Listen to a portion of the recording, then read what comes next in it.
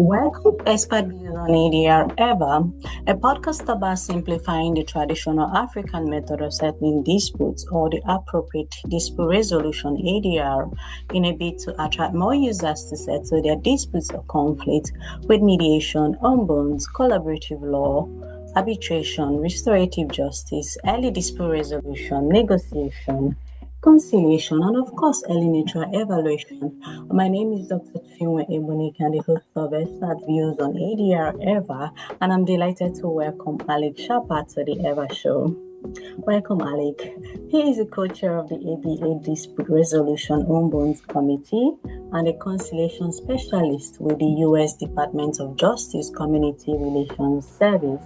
He founded Mosaic Collaborative Consulting. Welcome to the show. Of course, he wears many hats, so I've left the link to his profile. Thank you so much. Happy to be here.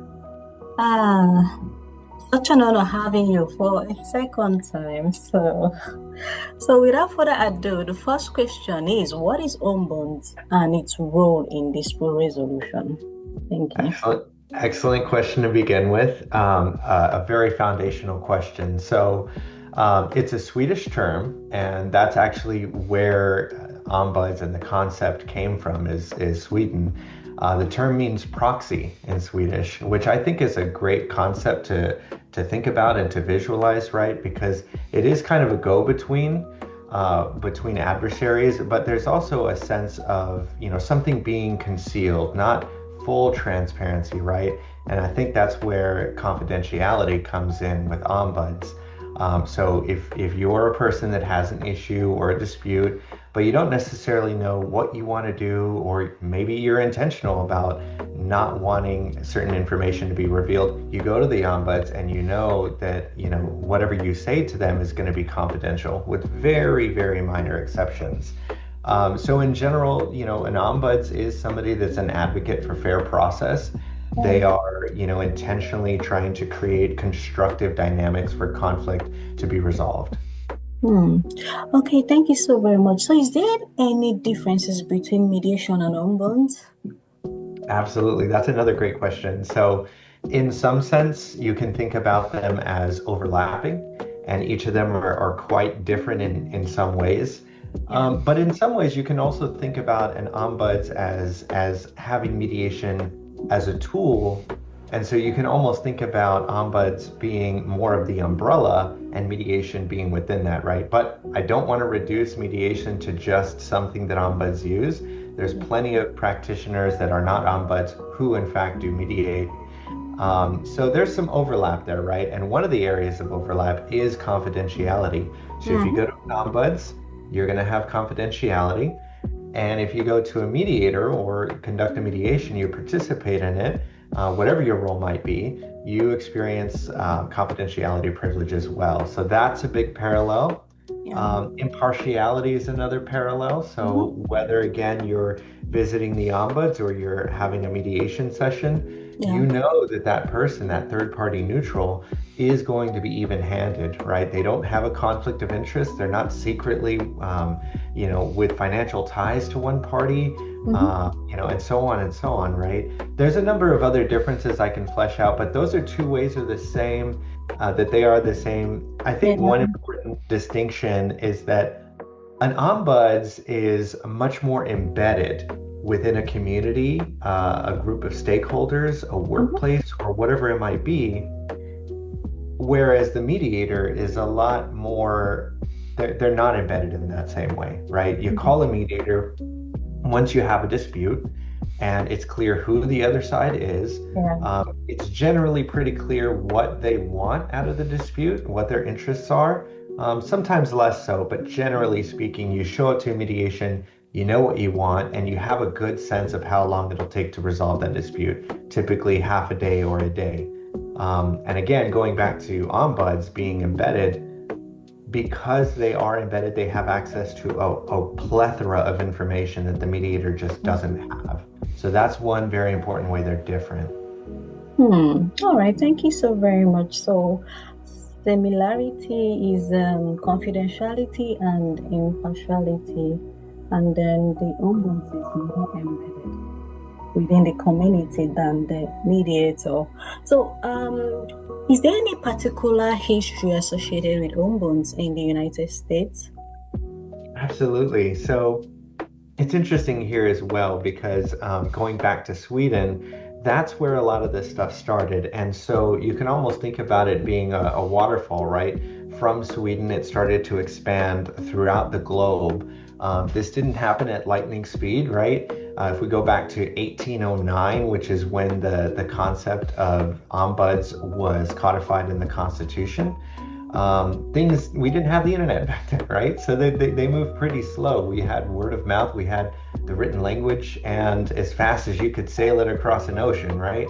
And so, it hit the United States around the 1960s, I believe, beginning with Eastern Montana College. How exactly they came to know about this, that's a great question. I think that'd be a fantastic research project. There are a lot of folks that have this rich knowledge, and I encourage listeners, tap into the Ombuds community, have conversations like this, learn about it. It's fascinating, because I think these are one of the fruits of what cultures and countries can produce. And this is another reason why it's good that countries are talking to each other, cultures are talking to each other.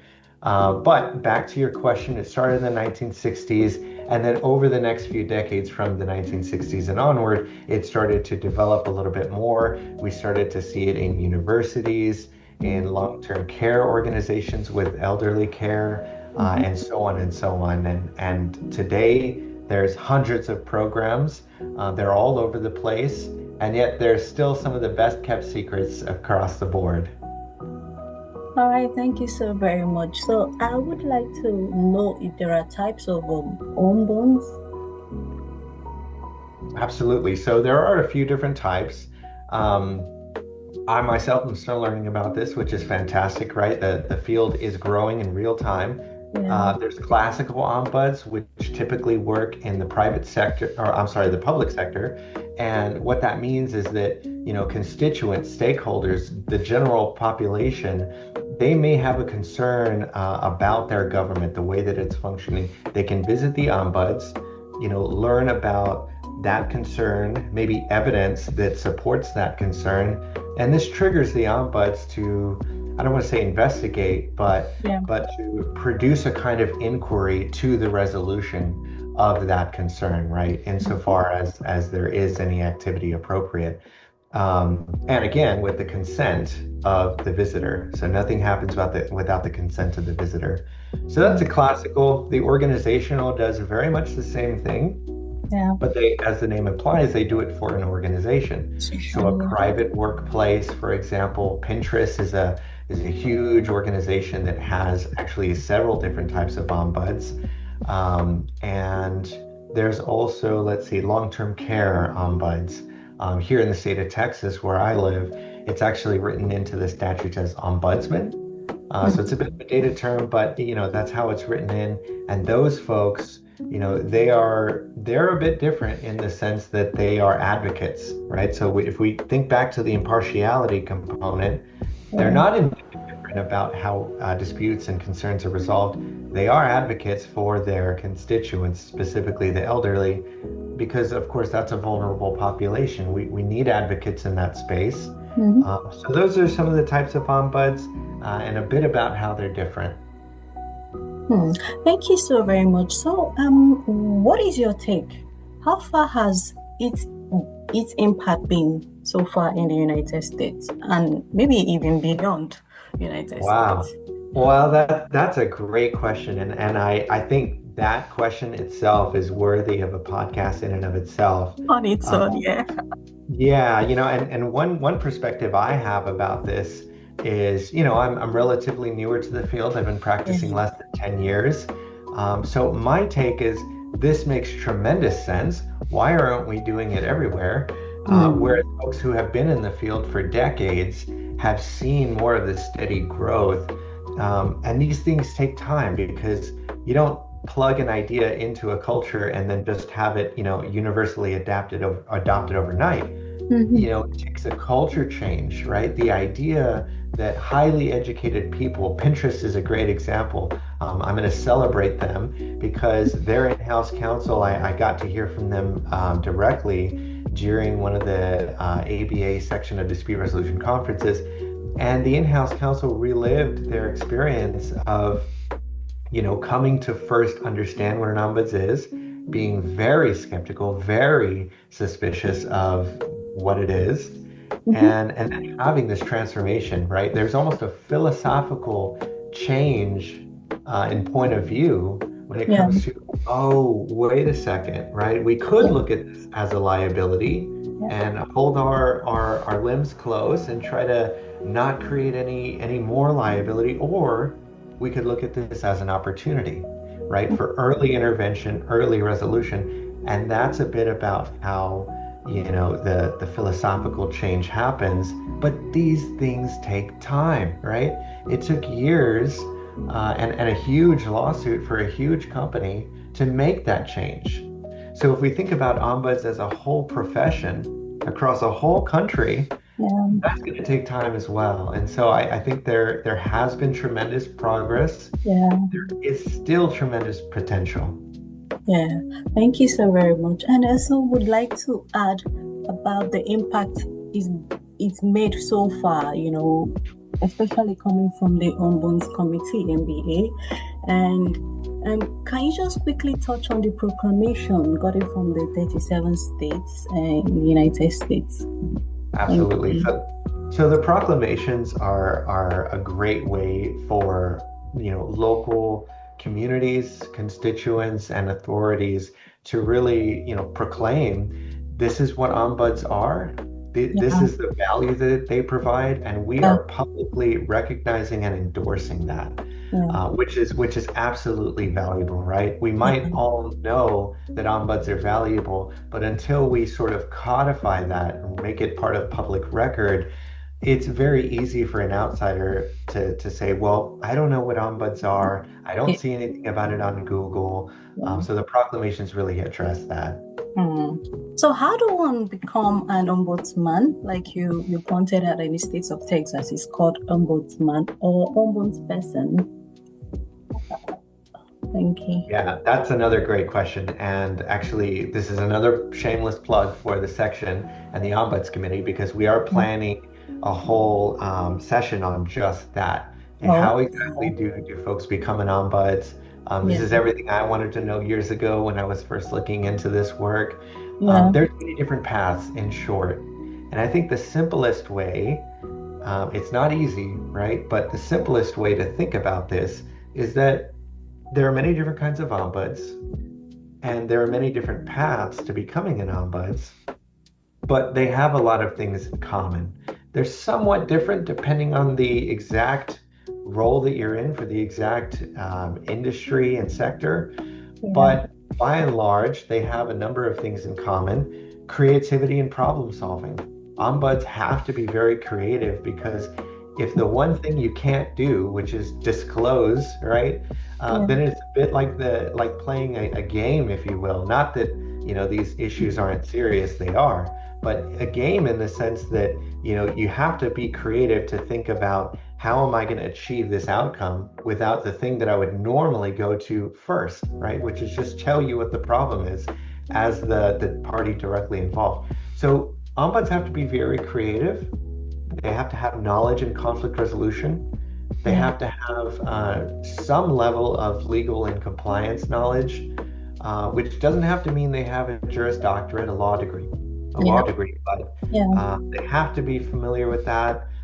Mediation skills like empathy, active listening, emotional intelligence, that's all very important. And just personal characteristics as well, like courage, right? Knowing that there are these high stakes issues, and it may be tempting, there may be pressure at times to disclose confidential information, but the ombuds has to maintain that courageous attitude. These are all some of the things that ombuds have in common. So to the listener, if you're cultivating these skills, these qualities, then you're well on your way to becoming an ombuds. Perfect. Thank you so very much. So since we're celebrating Ombuds Day, can we just go back a little bit on the last year's Ombuds? What was the theme, and how was there more participation than the previous years? Thank you. That is a great question. Unfortunately, I had to miss Ombuds Day last year. Yeah. I did have some private matters to attend to, so I can't speak to that the most. But what I can speak to is, the general trajectory of Ombuds Day. It started in 2018 by the ABA, the American Bar Association section of dispute resolution, and the whole goal is really to, raise awareness, promote the field, create community among ombuds practitioners. We tend to be very, I would say, maybe isolated isn't the best word, but a lot of our work is done in private, right? We have very private sessions with visitors, private sessions when, reviewing statistics and trends with senior leadership about an organization. A lot of our work is done independently, right? So Ombuds Day, creating community among practitioners, that's huge. And the other thing is, again, I mentioned the best kept secret. I wish it wasn't a secret what ombuds are and what they do. So Ombuds Day is really designed to promote what are ombuds to the general public and other folks that, whether they use our services, whether they depend on our services, this is really what it's all about. All right, thank you so very much for that. I wanted to find out, how can one join the American Bar Association section of dispute resolution, that is the Ombuds committee? Absolutely. So the simplest way is join the ABA, right? Join the American Bar Association.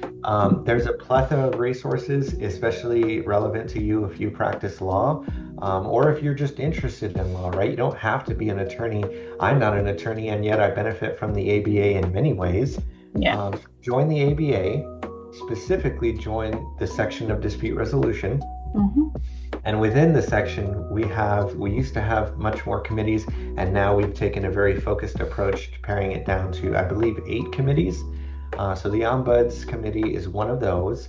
You join the committee. It's free to join the committee. You got to pay to join the ABA, right? We need resources to do these things. But so you pay to get into the ABA in the section, and you join the committee, and you can be part of all these great efforts. We have monthly meetings, whether we're discussing, a new publication by the International Ombuds Association, we're hearing about new methods, how to bring restorative practices into ombuds work, or any number of things. This is what we're doing constantly in the section. Thank you so very much for that. So another question is, when you compare the time frame and cost of litigation, would you say that ombuds services is way more cheaper than litigating? And also, what do you think about comparing mediation to ombuds as well? Yeah, brilliant question. So I would say the first thing to say is, cost and cost savings is only one of the priorities that parties, companies, etc., stakeholders can have when evaluating whether to use ombuds or not. There's a lot of other ones, including time, escalating an issue, right? These tie into cost. For example, time frame. The fact that an ombuds is considered early dispute resolution, by definition, it's earlier than litigation, right? Because by the time you get to litigation, I tend to think about these things in terms of fires. The house is all the way on fire, right? The fire department is here. We've got the whole water hose. People have called 911. The whole neighborhood is aware. The spotlight is on you, right? The news, the media, everything.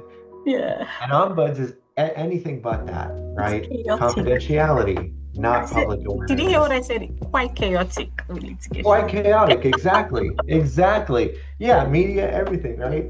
And who wants to be in that? Who Mm-mm. performs? I mean, there's like 1% of people that really excel in the spotlight and under that much pressure. But Yeah. most of us, I would say most of us, we tend to do our best work when there's a little bit less pressure, maybe even a lot less pressure. So Yeah. the that's coming in early, that's a great opportunity to not only do your best work, but back to your question, save money, right? Mm. When there's still a small kitchen fire, that's the best time to put it out and save the whole house, right? The other part I would emphasize is the informality. The fact that people aren't filing official complaints Yeah. trigger all of these other processes, documentation, investigation, all these sorts of things. EEOC, which is the United States government's Equal Employment Opportunity Office, to get involved. All of these bureaucratic, cost-intensive things Oh, can be avoided when you go to an ombuds and when you use this informal process. thank you So, so very much. So, yeah, just to tie that up, there's tremendous cost savings and other benefits as well. so your advice would be for potential parties to choose ombuds services or go to the ombuds man. I would say you lose nothing by going to the ombuds. I Uh, would say there are uh, situations in which it does make sense to go to litigation. yeah, yeah. There are some situations You can here. weigh those options in the ombuds office. Hmm. Thank you so very much for that. So, what is this year's theme for the Ombuds Day, and also the date for this year's Ombuds Day as well? Yes, absolutely. So the theme is "We are here to hear you, here to hear you." It is always the second Thursday of October. So this year that falls on October 9th, 2025. We have about half a dozen and counting organizations that are helping to coordinate, putting on events. So of course that's our committee in the ABA-DR section. Yeah, Coalition of Federal Ombudsmen, COFO, Emerging Ombuds Network, EON, International Ombuds Association, the IOA, yeah. National Association of State and Long-Term Care Ombudsman Programs, NASOP, USOA, United States Ombuds Association, and others as well. Yeah. Oh, thank you so very much. So that theme was for last year. This year's theme is Ombuds empowering voices and resolving challenges. And just to add to that, and also, I think, did you mention the 9th October is the date? That's my understanding. Okay, perfect. Thank you so very much. I appreciate all you stated here, and I hopefully potential users would embrace all you have stated and opt for it whenever the need arises. Of course, this is a masterclass. Thank you so very much for your insights and perspective, Alec. Yeah. All right. My pleasure. Yes. Always great to be here, and I hope to be back. Oh yeah. Fingers crossed. All right. Cheers. Take care. Bye. Bye.